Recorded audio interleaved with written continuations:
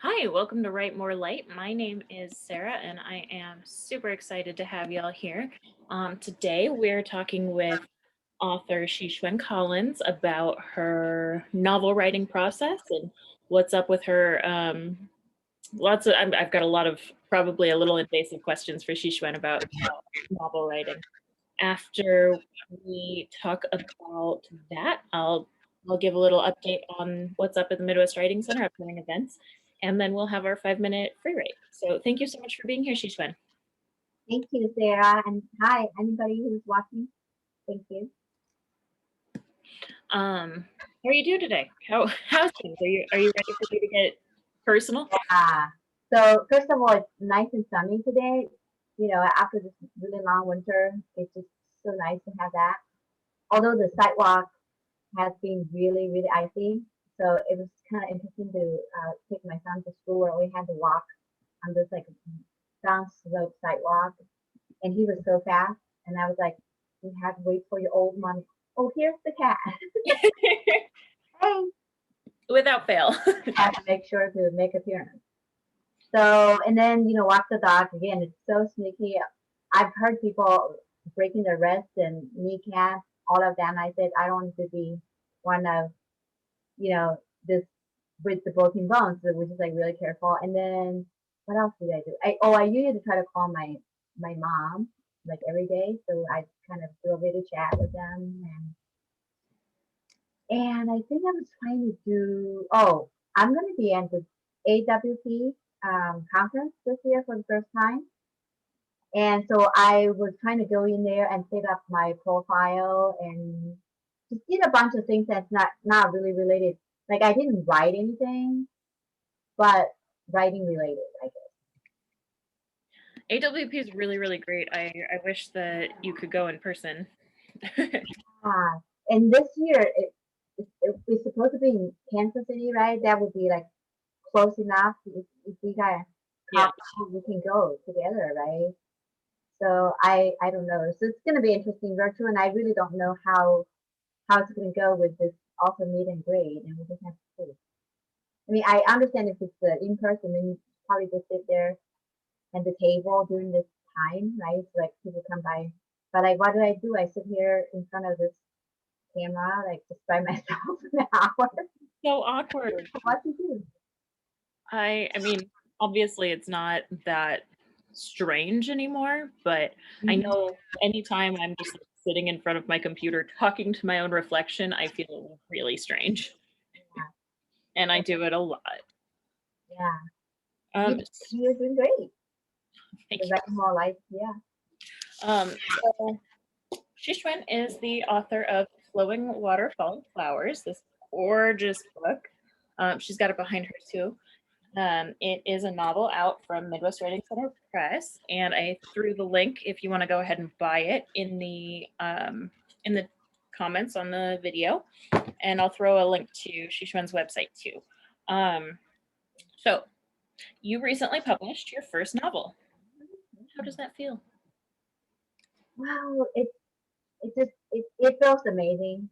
I kind of like still sometimes really don't believe it, or I'm really afraid the work is really not that great, and now it's out there, and I can't bring it back in. I feel so it's really excited, but on the other hand, it's very I don't know, just really mixed feelings.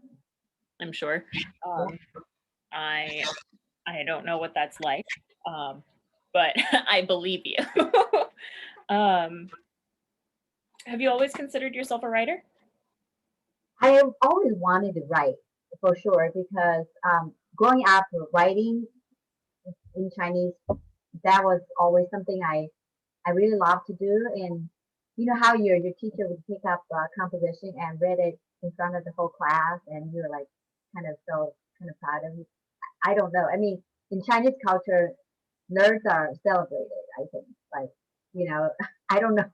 Here may not be something you'd be proud of if the teacher is reading your stuff in front of other kids, but I've always thought I wrote I like to write and I wrote pretty well, but I really have never taken creative writing classes in Chinese, and when I first actually, and I wrote like poems and short stories, nothing serious though. So writing here in English, it was when I actually start writing, and I started with Midwest Writing Center. As I always tell the story, you asked me like, do I always wanted to be a writer? Like somebody, actually Ryan Collins, he said to me the first time I saw him, and one of the Writing Center's events, and he didn't say this specific to me, but he just said something about, well, you write, and then you make some effort, and you take time, you make a conscious effort to write. You're a writer, because I feel like I'm pretend to be a writer. He's like, no, no, no, you're doing this and you're a writer. So in that sense, I guess I have always wanted to be a writer, and I now at least I consider myself a writer. Like I would write as my title as writer, because I do write probably more than a lot of people, and that's something I wanted to do. Yeah. That's one of my very favorite things about the Midwest Writing Center and Ryan in particular is the person I think of as the center. That Hmm. there's just no gatekeeping, there's no stuffiness about it. We are all artists, we're all writers, and that's just how it is. I think Yeah. that's so special and so important. There's so much like snootiness in the writing world, Yeah.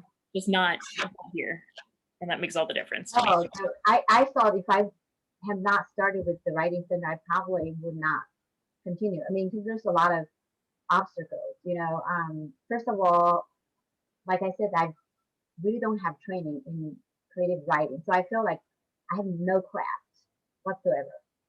And English being my second language, like writing the second language. Like once I start writing, I'm like, gosh, I don't really know. Like, I mean, as a second language, as a student of learning the second language, we were taught grammar, and I feel like I can do exam pretty good in grammar, picking out what's right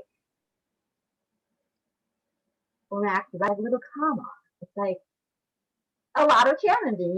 So, but people here, I mean, nobody's ever said to me, um, well, you, what business do you have in writing? No, all I hear is really encouraging. People's like, well, you're writing, and like I said, I don't know if I would continue to do it. I mean, when I started, I didn't really know any writing friends. Like was not my community. So when I wrote my first short story, I was like, who should I give to at least take a look? So I gave to one of my friends who's always very supportive. Like no matter what I do, he'll say, "You're great," right? And then there's another friend, my husband's friend, actually. He said, well, his mom actually does writing. Like, maybe, I don't know if she's an editor or something. So he reads a lot. Maybe you should send to him to read. So both of them read it, and they said, well, not too bad. It wasn't putting me to sleep. I said, oh, maybe that was good.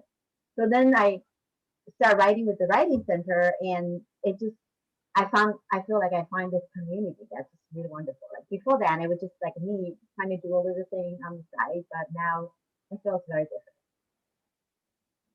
I know that I have a clear bias. I've been involved with the Writing Center for 15 years, but it's also the first place where somebody really told me, like, you are a writer, and Mhm. it's not something that you aspire to. It's not something that you can lose. It was the first time that like there were people around me who were engaged with this craft and thought, or at least said, maybe they didn't think that I was like worthy of this space. Yeah, that's so important. So anytime you guys out there watching this, you really have to check out the Midwest Writing Center. Like their contests or their events, and they're just such a nice community to really nurture you and bring, you know, whatever talents or potential that you have. And yeah. So I think I could be wrong about this, so please correct me if I'm wrong. The Iron Pen contest was the first thing that got you involved with the center. Yeah, I don't even can't see here because the camera is like not facing high enough. I actually have my certificate up there on the wall. My husband made it in a Oh, frame and put I it up. love that. Yes.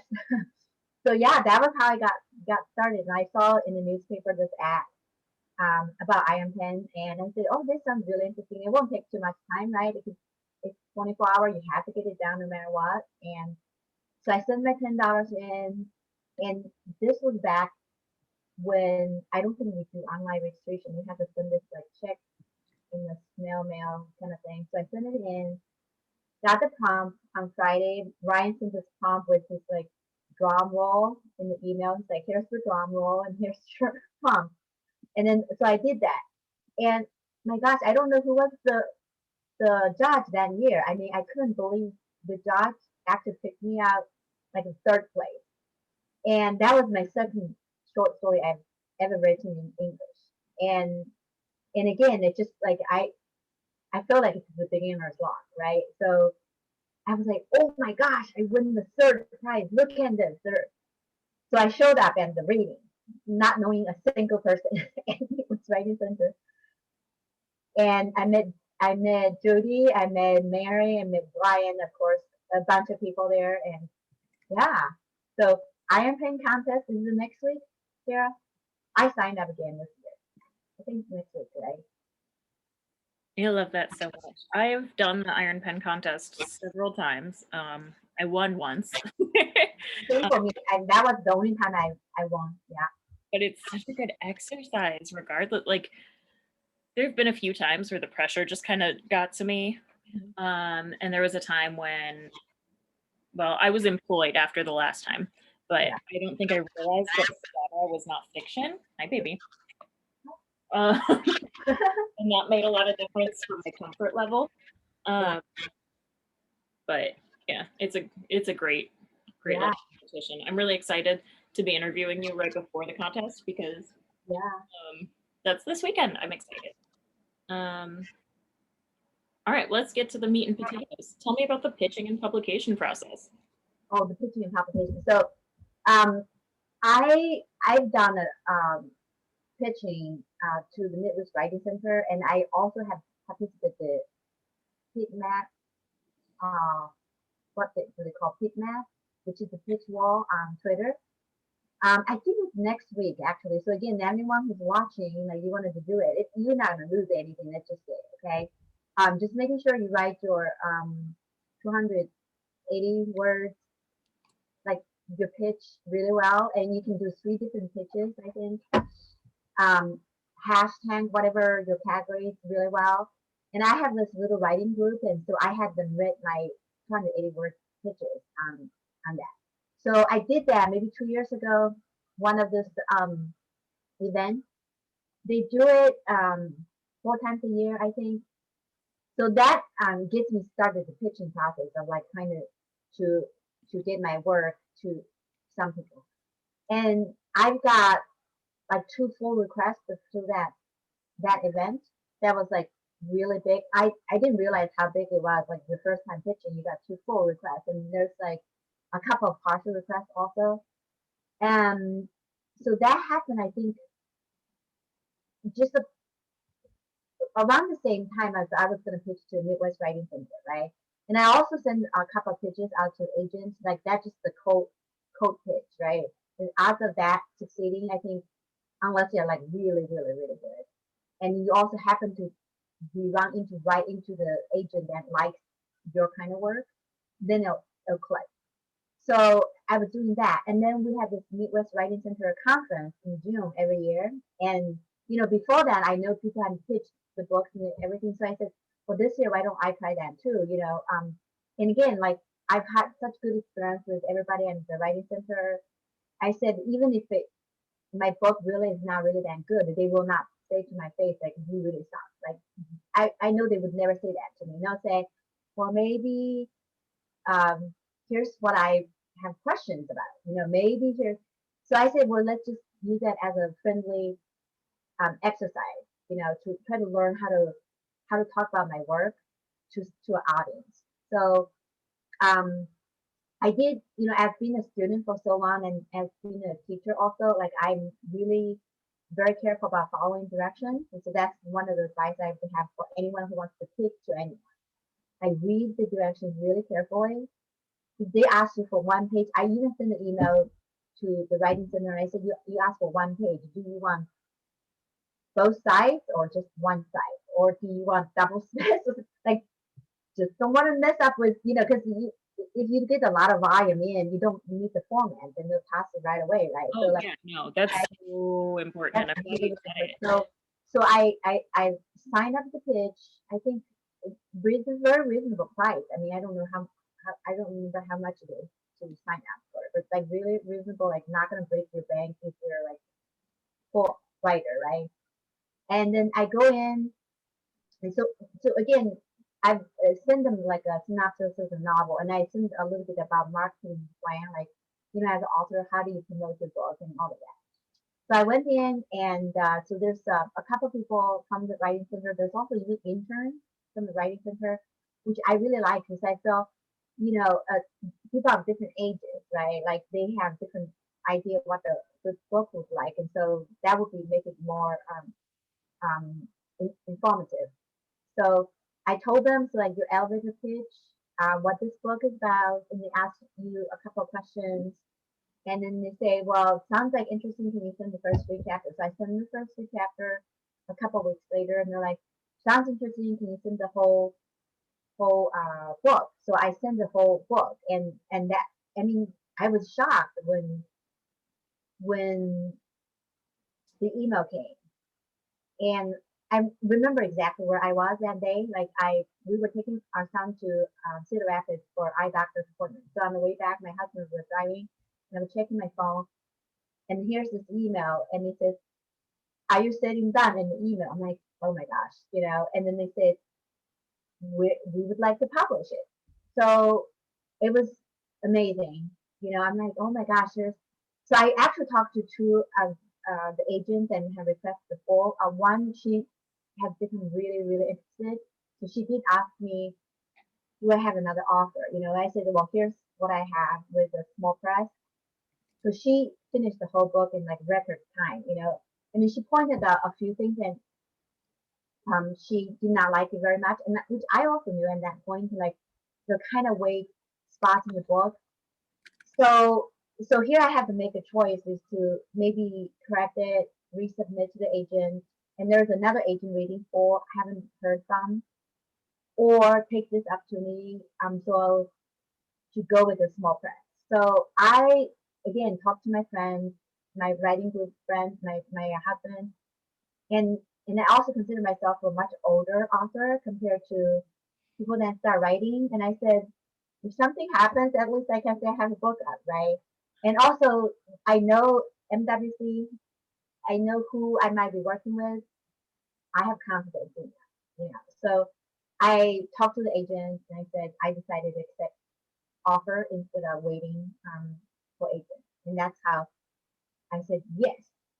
And then got into this whole revision process, which took like another year. Well, I was gonna ask that. Yeah. I was gonna ask that too. After the offer, there was quite a lengthy process before printing. Can you walk us through that a little bit? Yes. So after the offer, Writing Center got Misty Urban as my editor, and again, she's amazing. I mean, her craft is amazing. She has an MFA in creative writing. She has a PhD in medieval studies, right? So like she's been teaching writing, and she's just so encouraging. Like she's very honest. Like she's not gonna not tell you if she doesn't like something. Right? Really honest. But she's also in a very loving and supportive way of being honest. Is what I want to say, right? Very, I mean, she hasn't edited me, but she has given me like critiques and feedback, and it's very like maternal, like it's very kind. Yes, very kind. Yes. Love. Yes. Um, Like one about, time, I'm sorry. So they assigned an editor, and I think that even then I went back maybe 3, 4 times. So just and I was working full time in that time, and also pandemic got in the middle of it, and my son was through homeschooling. I was teaching Zoom from home, and I was trying to get the editing done, all of that together. So yeah, it took a really long time. But again, that's the thing I want to say. It doesn't matter who you publish, right? With the big five, which soon shall be big four, right? Or a small press, or yourself. That editing process is so important. I mean, even today, that's why at least I know for a while I don't want to read my own book because all I can see are the flaws. Like I know it's out there. So many people have helped me work. It cannot be that bad, but I saw the flaw. Like I would be if I had another year, like I could make this even better. But you have to put a stop to it, right? But otherwise, the publisher sign a contract with you. You never get the book to them. You have to stop at some point. But yeah, it took another year to do the editing. I really and I Misty and done such a good job asking questions. Like one of the questions she always asks is, "What's the stake here? Like why is this important? You know, why? Like I just have to keep asking me, like, why is this important? How is this moving story forward, or how emotional impact you would have on writers?" So these are lessons I learned, and I feel like when I'm writing my current work, and I feel at least going in like I have a little bit more crafty thing I can draw from to make it work. Yeah, having someone around who knows how to ask good questions is invaluable. Yeah, That's excellent. uh, uh, um, and I love that you brought up like a lengthy editing process is really beneficial. I think that a lot of the times we're just in a hurry to get stuff done, and it doesn't help us to be in a hurry. yeah, Um, how did you decide to write this book as opposed to just write a book? yeah. That's very interesting. Actually, can you give us your elevator pitch? And for those who don't know, an elevator pitch is a super, super short pitch where you say everything you need to say in the length of time it would take to ride an elevator. So give us your elevator pitch for folks who haven't read your book or aren't familiar with it, and then Okay. I'll So, ask. so this book has two storylines. A contemporary storyline where art historian professor lost her job and her personal life was also turned upside down. So she decided to go to China with her mother to visit her mother's hometown, and she discovered some family history, and she discovered that she and her cousin, her mom, her aunt, two generations of families in the family have similar dreams. And the dream told them to look for a lost ancestor that no one seemed to remember. And so she and her cousin went down basically trying to uncover who this ancestor is. Now the past storyline was set in the beginning of 20th century China, where there's three families: the Han family, the Fang family, and the Wang family. How their lives intertwine with each other, and how, especially mother women, have to make heart-wrenching choices during that time. And then, and the very end, these two storylines come together. That sounds like a good elevator pitch. That was, I mean, I already knew, but that was great. So, how did you decide to write this book versus a book? Yeah, I actually have like at least the three or four book idea in my head, but this is the one I decided to write first. First of all, is I know the setting very well because I wanted to write a book based on my mom's hometown, which was also where I was born, even though I never really lived there. And a couple months after I was born, maybe even just a month, my mom took me back to where my parents lived. So I know that I wanted to write that city like as a tribute to my mom. I didn't grow up there, but I heard lots of stories. One of the story is about a dream that some relative had when they went out pure brightness to go sweep the tombs of ancestor, and she fell asleep and she woke up and talking about some ancestors speaking a different voice. And this was like a legendary story in my family, right? So, and I just it just intrigued me, you know, what could this dream be, and who was this ancestor? And then the other thing I want to write about this book is I want the back storyline would be the 1911 evolution, especially the railroad protection movement, which is happened in Sichuan province, my home province. I want that as a background. So I know the setting, I know the time background, and then I have a general idea about what if storyline. The what if would be, well, I won't say that. Otherwise, giving away the story, right? I know what the what if, and that's how I started. And again, interestingly, it started with the Writing Center conference. I took this novel writing workshop with Callie Rambaud, right? Right, Rambaud.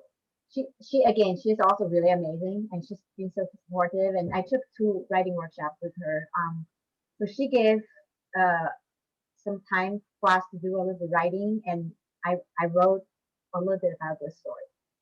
And Wait, was that in like 2014? you know that the one I took, I think it was 2016. I was gone that year. Yeah, so that was, and she was actually teaching revision of novels. She was talking about how you look at page 50, and if it doesn't grasp you on page 50, grab you, make you want to stick with the book, forget it, right? I I didn't just have thought it would have been really cool. time, not to mention page 50. Was that a great advice? I mean, I'm doing this myself. Yeah. Yeah, now. So I didn't even have page number one, not mention page 50 in that time. But I said, well, it'll come handy, you know.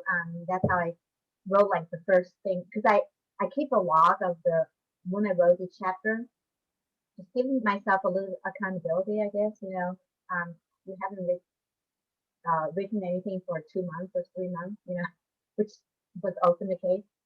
And I noticed that it was like 4,000 words was written right after the workshop, the conference workshop.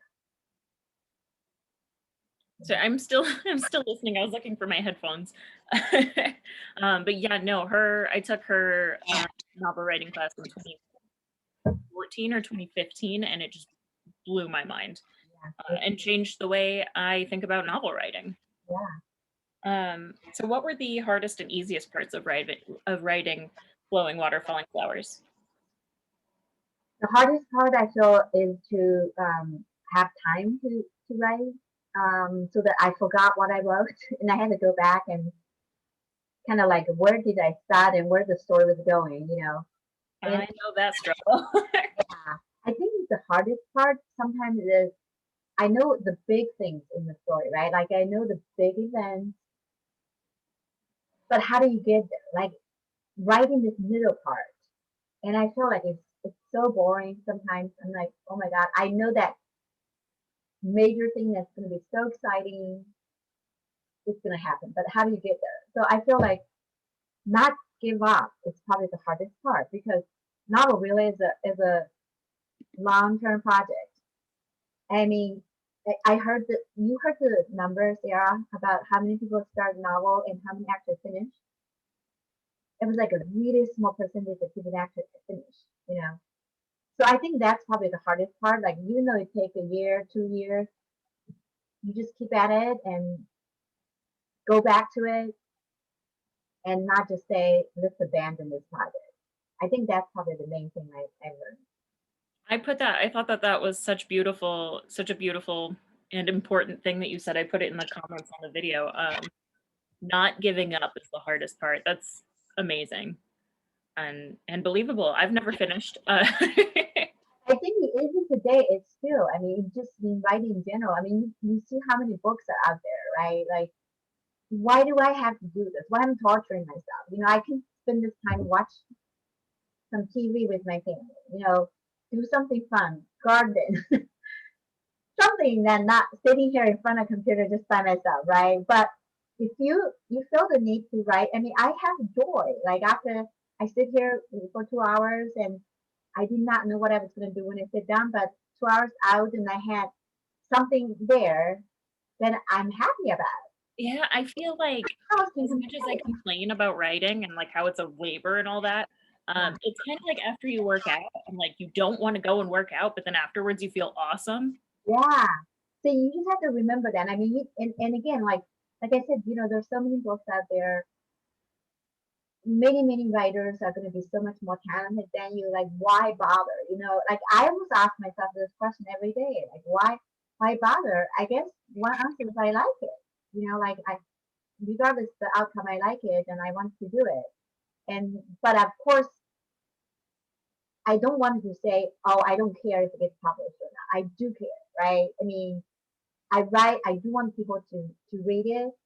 But wanting to be published doesn't mean that publication is the most important thing or the thing that Yes, gives you the most out of it. yes. So this book I published, but if you look at my computer, I have this folder that started. I call it story because I have one story I wrote. I put it in there, and the files that's in there, I'd say 95% of them are not published, right? But I just keep writing and keep doing it, and I have joy in doing it. So even today, again, I still ask myself all the time, like, why bother? Like, why I'm doing this? And I don't know how good I'm at this. You know, but then you just do it. Um, I know I'm sort of jumping around on topic.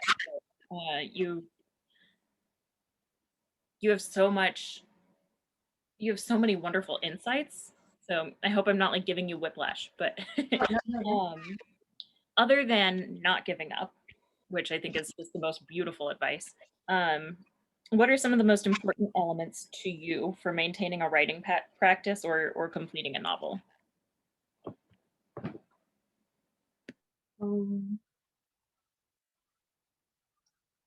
so I guess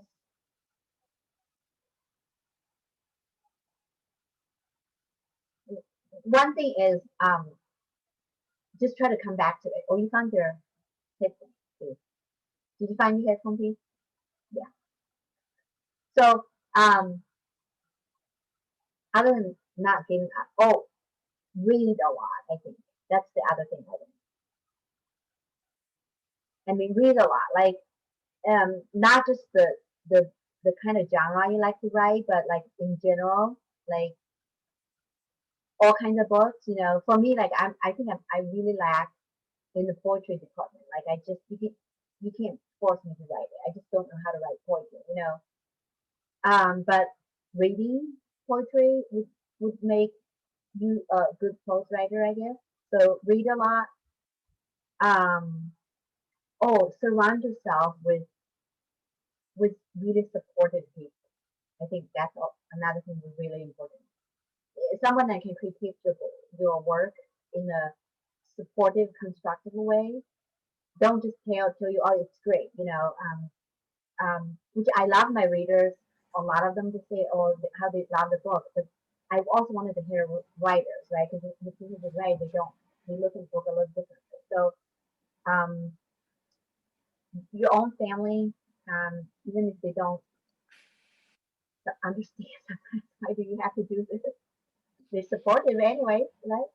I the most common thing I hear from my folks, my parents, is well, why is it so sad?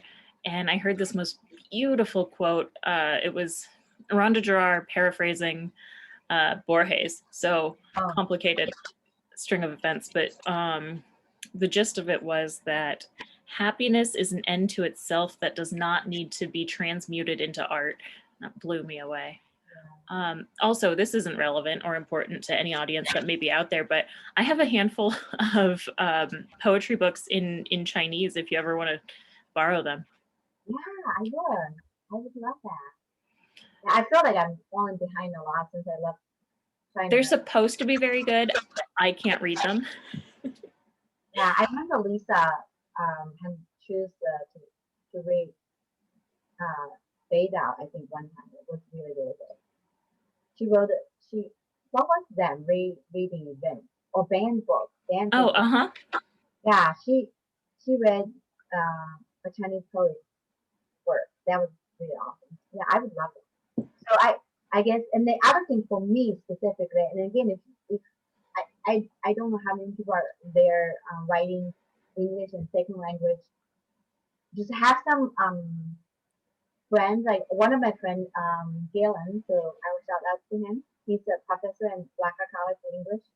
He just been really, really helpful with me to give me, like, he's my grammar professor. Like, he thinks it's like, and he'll talk to me about the pen class and English class, and he'll, I mean, it's just like really wonderful. So I mean, I know your editor that's gonna help you with this, but just have a friend that can help you with. But again, it comes from a lot of reading. Like you read and you saw how people write about it. That'll help you. You know, for me, having Dylan to kind of read through my English, and he's really good. What I love about is he doesn't want to ruin my voice, right? So he's very careful about changing the way I write, saying I wanted to make it perfect American English rather than um, but does that change ruin your voice? Like, does it change so that it's not Shikran writing anymore? You know. So I No, think that's so important. it's so important. So I'm so grateful. Like he would put a question mark. It's like, well, I don't know what you're intending here, but I want to draw attention to this is what you write. Make me think like, do I want to change it or do I want to keep it the way? Because I know it's not standard English, but this is how I want it to be. You know. I think that's just so important for yeah, so I guess not. I don't know if does that answer your question. Like that doesn't don't feel Having a community, yeah, and don't give up. the community to support you.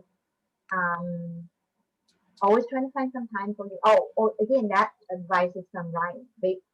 Ryan Hans. He basically, you know, like everybody complained about no time to write. Yeah. So he talked about writing is like your garden. If you wanted to plant anything, you're gonna have to carve out a space, and you're gonna have to go in there do your work, and that space is yours, and you can't have other people come into that and take that space away from you. And I thought that was a great advice too. You know? Yeah, I also I did a video on how to find time to write because I know for me, I have like X amount of things I have to do every single day, and writing is the thing that gets pushed to the side because it's a want, not a need, right? Which is crap. It's a need. Uh, and then, you know, I tell people like go throughout your day, spend like a week on this, just noticing every time you have free time. And if there's a consistent one, turn that into writing time, even if it's 10 minutes, Yeah. just to find the space. Yeah. Oh, I'm almost through my questions. You're too good at this. Okay, let's do this one first. You're working on a second novel, right? Mhm. I am sorry if this is gonna hurt your brain. I've heard that it's much harder to write a second novel. Do you think that's true? Yeah. I I think in a way it might be. Um because like when I had my first novel, I did really know, like I said, I know what major events, like I know the what if. I kind of know like what historical background timeline it should be, and then what are they my message. For this one, I have like one major event because I read a report one time, and it triggered my imagination. I thought, oh my god, what if I write that story? So like that was this one major event. Then I know then the story is gonna be based on. So I started writing, and I've already changed point of view like once. I start writing in the third person. It just doesn't work very well. So I rewrite in first person. But when I do that, I realized I was writing not the story I had in mind as like the main character, but it's a different character. And it was just like it kind of shocked me. And I'm like, that was the story I wanted to write, but here I am, like it's so different. So I feel like I don't have a really clear idea where I'm going. Unlike the first novel, like for first novel, it's more like I kind of know where I'm going, even from chapter to chapter, right? Smaller scale. Like all I need to do is to find time and sit down and put that in the computer. With this one, sometimes when I have time, I said, "Oh, I have time," you know, other than school. I shouldn't waste this time. I need to write, but what do I write? Like I have no idea what I sit down. So in a way, I think you're right. Probably it's a little harder, and I'm also more critical of myself the second time after going through the revision process. I think, and I'm like, I don't know if this is work. Okay, I don't know this part isn't necessary. Like I don't know if I'm doing show or tell or more. Like even though there's a debating about, because we've always been told to show not to tell, right? But a lot of times it's I think it depends on your tradition of telling a story. Okay, in some traditions, show and tell are equally important. In fact, I just saw some review of Bridge Dan Wen. His new book is going to come out, and somebody has said it's a book equally showing you equally how important show and tell that book. So I can't wait, of course, to read that book. So like I'm more critical of myself. I hesitated more. Like the first time I didn't know better, I guess, right? I just forged ahead and I did not know it's not gonna be good and I did not know any better. This time I feel like I'm questioning myself, I'm second guessing myself in that way, and I don't really know where I'm going in times. So in that way I do feel probably it's harder to write the second novel. That all sounds very intimidating. Thank you for sharing. I'm sure that's not easy to talk about. That said, are you willing or able to share a little bit about your new novel? I think I'll share what I want the novel story to be. So again, I wanted to focus on women, of course, right? Asian women, Chinese women, particularly in old time, where traditionally we would think these women were suppressed. Yes, they were suppressed, but I wanted to show you how, in their own ways, they are trying to save themselves. Okay, so they are women, even in that environment, being suppressed. Did everything they can support each other. So there's this female friendship, grandma, mother, daughter supporting each other. Um, I call it my Chinese uh, feminist book. I wanted to show you how these women, despite everything, know what they want and they help each other to get there. So that was one of the main things that I was trying to do in this book. It's definitely different. I don't have a current storyline because when I wrote the first novel, I realized my strength was the past storyline, not the second storyline. So this time I'm like, never mind the present storyline. I'm gonna go all the way back. So it's all in the past. That sounds like something we all need right now. So thank you for writing it. Thank you in advance. Now, you published with us. You published with Midwest Writing Center Press, which is you chose after getting that offer to not keep in contact with the agents. Oh my goodness, what's that called? You withdrew your pitch from the agents. Are there any specific benefits or detriments to publishing with a small press? Yeah, so I think the main benefit is how much control you have of your own work, I think, right? So I came up with the book title, and usually people tell me, don't even worry about your manuscript book title because the publisher is going to change it anyway. So no, people like the book title, they didn't change it. Cover, my brother has friends and are artists, and I said, well, do you have someone that can do book cover for me? And he's like, sure, tell me the story. So I sent this synopsis, and she came up like 2 really beautiful covers, and we ended up with this one. And again, that's something like I have control. So the book cover, I was just going to ask you to hold it up. It's so gorgeous. So it's called Flowing Water, Falling Flowers, right? The water, of course, is main thing in the book. But I also wanted to show it's like movement a pine forest, just like water. You can see the water here, and you can see a girl standing there, kind of looking at the river. Okay, looking at the flow of time, and then you have some flowers in here. Now back here, I don't know if people can see that. These are actually typical buildings back in that time in this region in China.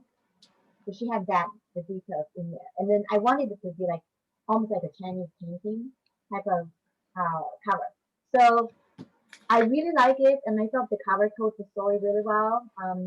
Well, it doesn't have my name super big. Usually, you say the author's name that it's huge, but I said, well, I'm nobody. I don't need my name to be so big, and I want the cover to tell the story. And that I think I had a lot more control also. The editorial process, um, working with Missy, I feel like our communication is really good with each other. Um, and I also know, since it's more local to me, if I need to see them in person, makes things a lot easier to work with. I can do that a lot easier. And I just feel like this really strong encouragement for me as an author, um, nurture me as an author. Um, those are major things with the small press. I think I really like. Well, thank you. I feel like those are all good things. Cool. Well, do you have anything else you want to add? I'm all out of questions for you. I threw your website and the MWC bookstore links in the comments. I want to hold up your book again. I think it's just so gorgeous. Maybe I can get the little buildings in the camera. Yeah. Also, for collectors out there, there's 2 different color palettes for the cover. Collect all 2. Yeah, the 2 different color palettes. I showed it to the artist and made that, and she said it's even. She's like, well, you just look a little different. So like, I think it's really, really great. Yeah, no, it's not 2 different covers, just for those watching along. It's a slightly different hue. Yeah, so it's really interesting. Yeah. So I think I just want to tell people like why I'm sending books like to my own website, because there's no in-person event where in the past you would do like the book signing and then you would give signed books to people and this event. So there's no events like that anymore. So the book that you would get from my website would be signed by me. So like that's my copy is not even signed. So that's like the different ways of doing book signing. But I promise people that got books from the press directly to support the small press. And once we have a chance to see each other, I'll sign the book. So that's what I encourage people to get from my website, from the press website. And then if you are not here, you want to support local bookstores, my book is on the bookshop. In the bookshop, it's the nonprofit organization that raises. Oh, great! The bookstores, and I send it to the indie bookstore in Galesburg, and that's where you can get work from her, but it's through the bookshop. So those are the places where you can get work, and that's why I feel it's in a way I did not mind to sell book myself that way. I signed the book, and then I had special tissue paper I got. I wrapped it up, and I put my little thank you sticker on that. It's just like I put my love and my heart in it and send it to readers in that way. So I think that was good. And then events coming up. I know Sarah is going to talk about events here in Writing Center, right? So like, oh, you're ready for me? I'm not going to talk about the ones for you. I'll talk about the ones I will be involved. So next week is AWP conference, and I will be there on Thursday morning, 9 to 10 for authors meet and greet.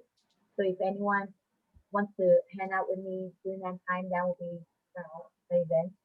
And then at the end of March, early April, Des Moines Book Festival. And I'll be an author there also. I don't know the details and how it's going to be, but I'll be an author there. So if you guys want to hang out with me.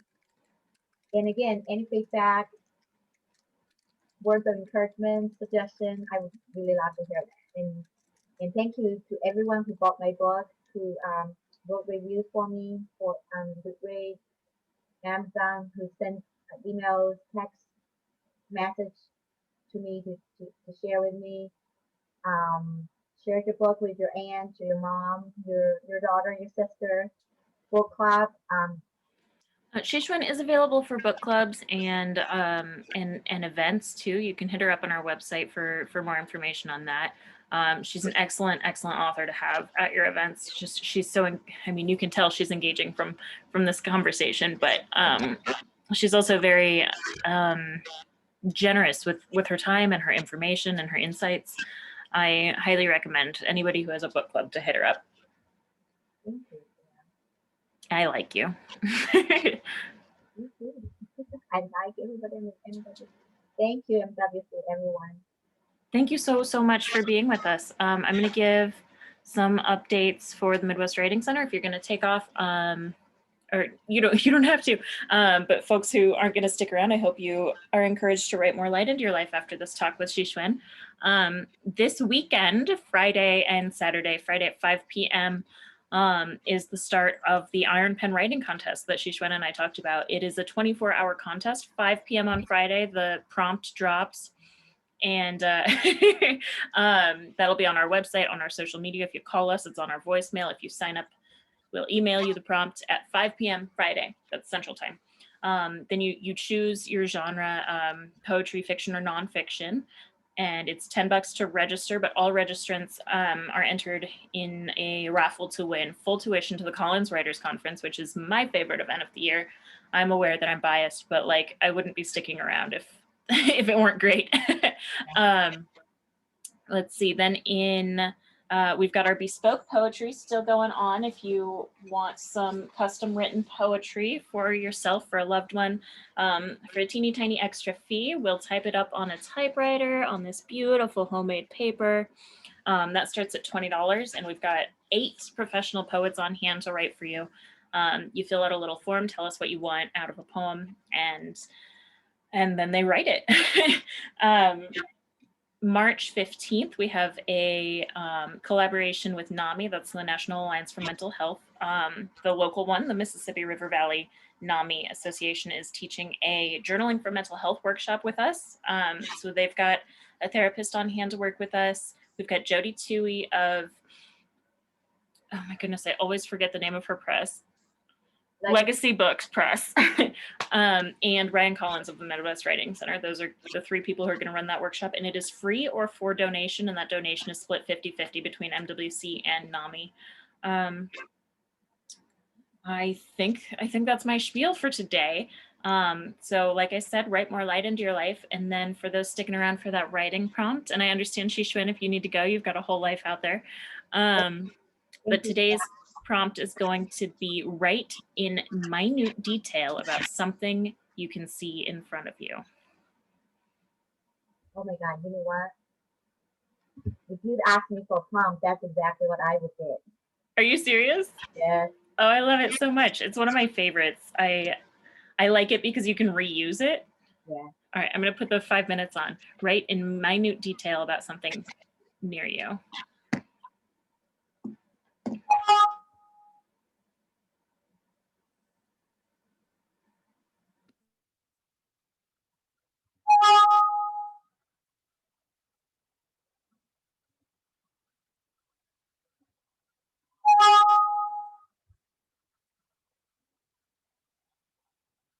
I'm going to take a screenshot.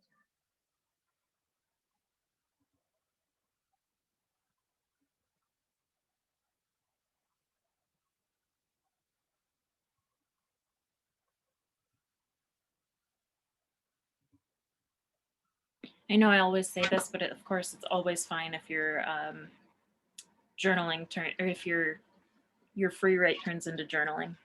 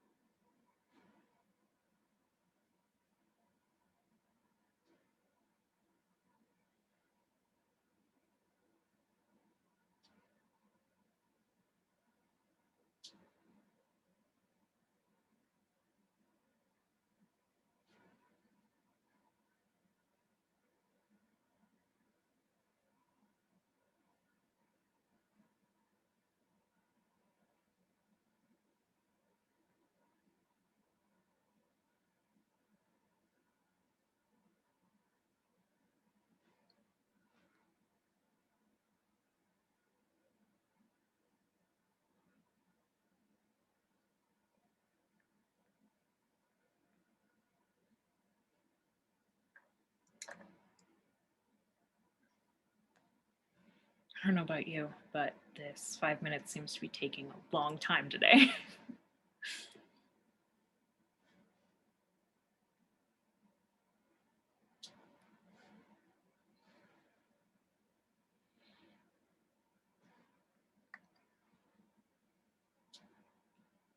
Thirty seconds.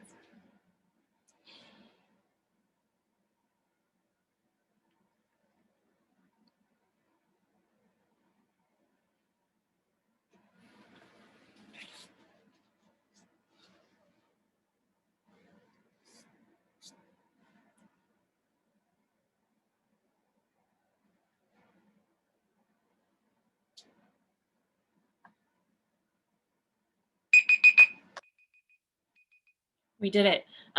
Thank you so much, everybody, for hanging out. Like always, I hope that you write more light into your life. And special shout out one more time to Xixuan and her fantastic book and conversation. And cheers to everyone who is on the journey of writing a novel.